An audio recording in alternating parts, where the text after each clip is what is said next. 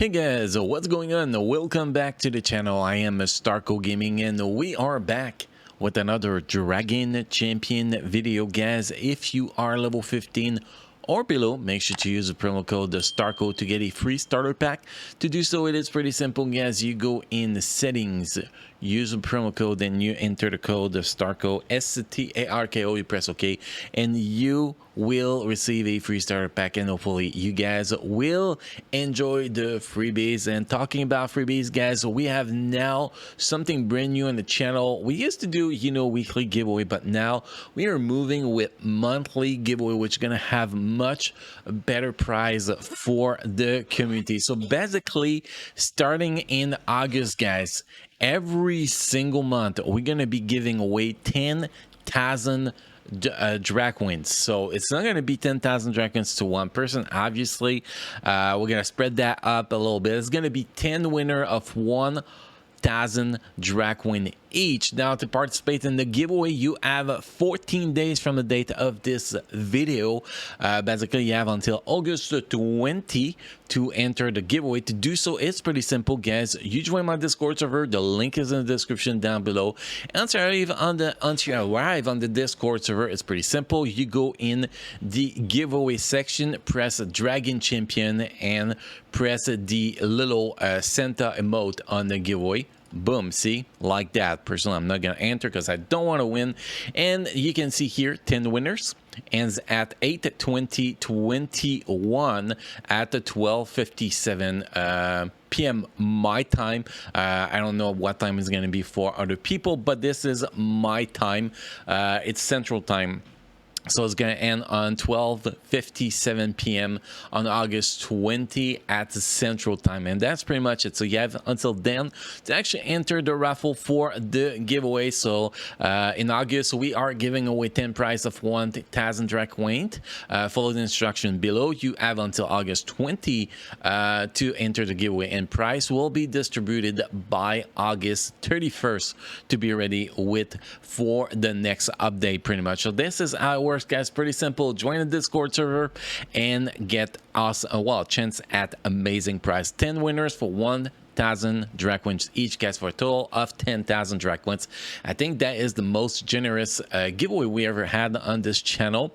If I remember right, maybe the holiday giveaway last year might have been a little bit better, but still, great giveaway, guys. Enter, join, and have fun with us. Also, being on the Discord server is actually pretty nice because you get updated every time we have a guide for Dragon Champion or a video that get posted for Dragon Champion. So definitely worth joining. And also you can find assistance in finding a new guild for the game. So with that talk about, guys, today we're going to be taking a look at Garn, the new orc that is going to be available at some point. I don't know exactly when because I do not have that information, but I'm expecting pretty soon. So today we're going to be taking a look at him, talking about how OP this guy's going to be, guys. I tested him on so far and I was like, damn, bro, he is definitely gonna, if he's not gonna be meta, is gonna be very, very, very close to be a meta in the game. So we're gonna take a look at him today. So first thing, what is the best team to use him in? He's a great plug and play characters, but he gets such a good advantage in being a horde team that it's better to use him in a horde team. Personally, my favorite team for him is Zero Lead with Saboteur, Trongar, Ardok, and Garn. That just makes a hell of a team, and Garn is so powerful, man. His DPS is crazy. A gear 11 Garn, because he was gear 11 the first time I tested him, because I had to unlock his gear 12 through the gear 11 challenge, was doing more damage than a gear 13 Zero.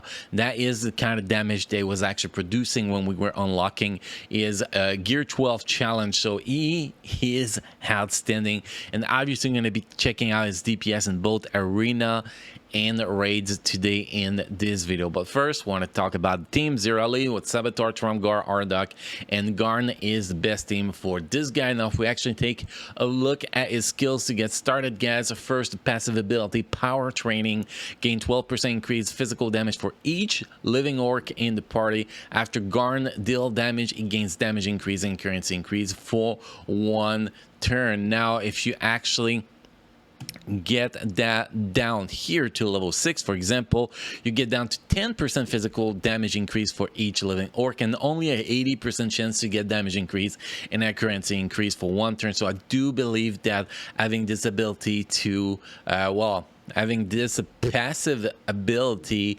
up here to level 7 is actually going to be very, very, very important, because you're going to do, like, for example, you're going to do the third skill, then you have damage increase for when you follow up with your AoE ability. So that's going to be pretty outstanding.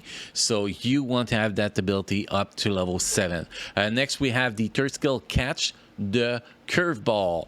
Deal 480% physical damage to an enemy and decrease turn meter by 50%. Inflict stun for 1 turn if the enemy is afflicted by armor decrease, and gain 50% turn meter on a hit. So when you use this ability, you get turn meter, and honestly, if you get that to level 6, you lose 90% physical damage. You lose the decreased turn meter by 10%, so you only reduce decreases turn meter by 40% instead of 50%. Sorry guys, I had to make sure the wording was correct. And then you only gain 25% turn meter instead of 50%. So this ability, again, level 7 ability, is going to be very, very, very important. Now you have the AoE ability, the Aaron, the Big, and the Ugly. Deal 320% physical damage to all enemies and inflict bleeding and armor decrease for 2 turns. So if you drop that to actual level 6, the armor decrease only lasts 1 turn, and you lose so much damage on this ability. Again, this ability is going to be recommended to be level 7 ability. I know that's a lot of level 7 ability, but if you want him to be that OP, you kind of gonna need that. And then you have the basic ability, guys. Basic ability, Slingshot, deal 360% physical damage to an enemy and inflict daze for 2 turns. Now, if you actually drop this ability to level 6, you only get daze for 1 turn. Now, if you don't care about the daze to only last 1 turn, this is a level 6 for this ability is totally fine, but days for 2 turns is just so great. So this ability will be recommended to level 7 too, and that means all his ability is actually recommended to level 7, which is pretty overwhelming, I know. So the priority for this ability to be level 7, priority number 1 is passive ability, Power Training. Priority number 2, because big AoE damage, is the second skill, the Aaron, the Big, and the Ugly.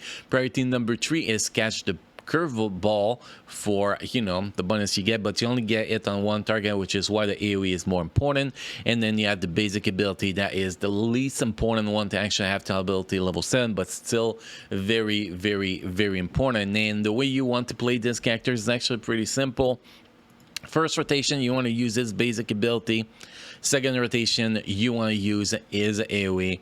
And third rotation, third time you do this, you attack with him, you want to use Catch the Curveball. So you can actually, you know, you have that damage increase up at all time, because every turn you do damage, if you don't get blinded or anything like that, you are going to have that damage increase. Or technically, well, you start with this cooldown with 2 turns on cooldown, so you're gonna have to do 2 ability before you actually get to use the ability. And if you start with the basic ability, you're gonna get your damage increase up for when you use your AoE ability. So this is why you want to go basic, then AoE, then third skill to get the massive single target damage after down the third skill. That's pretty much the way to play him. Now, runes, artifact, how do you want to build them? You actually have to go with a mix of potency, speed, and eye damage on this guy to min-max what he can do. Potency, so you can actually apply bleeding, armor decrease, stun, turn meter reduction and days, so potency is going to be very, very important. But also you want to be doing a great amount of damage when you use that second skills and that's third skill, so damage is going to be very, very important. My recommendation is to go with 4 damage and 2 potency runes here. Top left corner, obviously you want to have potency. Top right corner, you want to have a speed.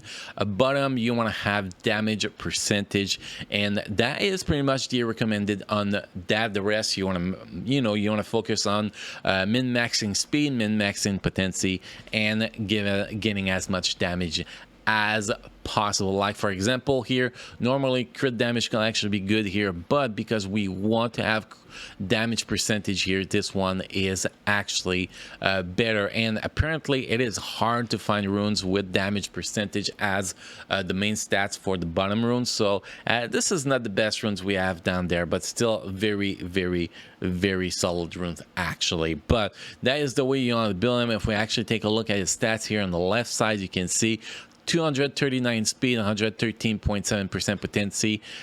We have damage, physical damage here, 4,931. So decent build. It's not the best build for artifact. You can either go all the way for potency and shield, or you can go damage increase percentage and shield. That is definitely your decision to make. Although if you don't go with the potency artifact here, you go with 4 damage, 2 potency runes, you are going to be around probably 70 to 80% potency on the guy, which might actually affect him a little bit, but he's going to be doing a shit ton of damage if you do so. So personally, I went with hybrid build a little bit to give him as much potency as possible and as much damage as possible. Basically, you want him to have him over 225 speed. You want him to have over 100% potency if you can, and you want to have his physical damage as high as possible and as much shield as possible. By the way, when we're talking about the runes, I forgot, guys, the bottom left runes, here we go, we're gonna go here. The bottom left rune here, you always want to have a shield percentage as primary, so you can actually have more shield on your characters. Now that we actually talk about that, we're gonna be jumping into arena first to check out how you can do in arena. We're not going to be able to face this team. We're going to try to find a team, maybe team, yeah. Man, these people on the test server needs to put better team. Not allowed to showcase Nelly or whatever her name is yet from the test server, so I'm not allowed to actually show it to you guys on the first team, but I did beat that first team on autoplay, just so you guys know that it can be possible, just not allowed to showcase her. So we're gonna go here. That should actually be quite a easy fight. We're just gonna set it on the autoplay. We have like 60,000 power higher, so it's gonna be very, very, very easy. I really wish that people on the test server put better team out there so other people can actually properly test, but that's not a thing apparently. So here we go. We're gonna set that on the play. We're gonna showcase how much damage he does at the end here, so you guys can actually see what kind of damage he actually does. Very important. And you can see his basic attack, so if he gets ability block or anything like that, he's going to do basic attack, and he's pretty much going to be applying daze most of the time, which is going to be very, very beneficial for him. We never got his third skill going because he was blinded when he didn't, and we are playing on autoplay, so that was not optional. I think he just did it. Pretty good damage here, and then he's gonna go with that AoE. You can see that AoE does quite a good amount of damage here. And obviously we expected this to be that easy, but what we really want to see here is the damage he actually achieved. And you can see here, 223,000 damage, and the other one we're not even close to him. So that just showcase the amount of damage that he can actually do. Next, we're going to test him. Well, not really test him. We're going to showcase him in gear in tier 9 raid, so you guys can actually see him in action, see what kind of damage he can actually do against phase 2, because this is the phase we like to showcase in video as testing, just to showcase what kind of damage the characters can actually do. So let's open this raid immediately. Let's just pick Mega Wheel and let's bring the Orc team in here. So let's go with Orc. We got 0 lead with that, and no, that's full. So 220,000 here. I'll expect about my expectation is to do about 25% of the damage on Mega Wheel. If I don't achieve that, I'll be a little bit disappointed, but we're gonna see how it goes. It's gonna depend on survivability here, obviously. Let's set down autoplay. We're just gonna run it autoplay so we can see what it can do on autoplay. Obviously, if we play manually, that'll be a little bit better, but you can see almost one shot at the 2 assists on the side right off the bat. That's kind of crazy, to be honest. But anyway, he's not gonna get blind. He's not gonna get, you know, any debuff that we want to avoid. So we're gonna be able to see the great damage here. You saw he did a 72,000 damage, which was pretty solid. More damage here. That was the AoE ability. So far the damage is going very well. Saboteur is keeping them their shield up as much as possible, which is quite useful. AoE should be out pretty soon here. I think AoE is going to be out like the next turn. So we should be able to do a lot of damage here. Hopefully. Oh no, that was a single target. We did not get dazed. That is great. AoE is next. You can see a very, very great damage here with that AoE. Oh damn, can we actually survive here? Yeah. Saboteur is dead, so it's not gonna be optimal. But yeah, and see, we're already up to 20% damage, so might not get that 25% damage, but we are going to be very, very close. Although if we get one big massive single target, see 22, almost 23% big AoE here, yeah, we're gonna reach that 25%. I think so. That is actually pretty crazy damage here. You're gonna see he is most of the damage in this fight. You can see every time he attacks, he does so much damage. It's kind of ridiculous, to be honest. We are actually up to almost 30% damage here. See, 29.17% damage. I think that's the most I did on the test team here. 2,176,000 here, and you can see he's like most of the damage. 1.45 million is from him, and you can see Zero was only at 400k, Arduck at 458k, so he is going to be a massive damage dealer, probably one of the biggest damage dealer in the game at this point. You can see his AoE pretty much almost one-shotting the ads on the raid. Obviously they're all gear 13, so this raid is quite easy, but this is the first time I actually reached about 30% on this raid with full gear 13 team. So that's actually just showed the power of this guy. He was the only guy really doing damage in here, so that just show the power of this guy. We could have went for example, we could have went Trumgar lead here and replaced Zero with Mar at gear 13, and we could probably went with like 2.5 to 3 million damage here. I think something like that.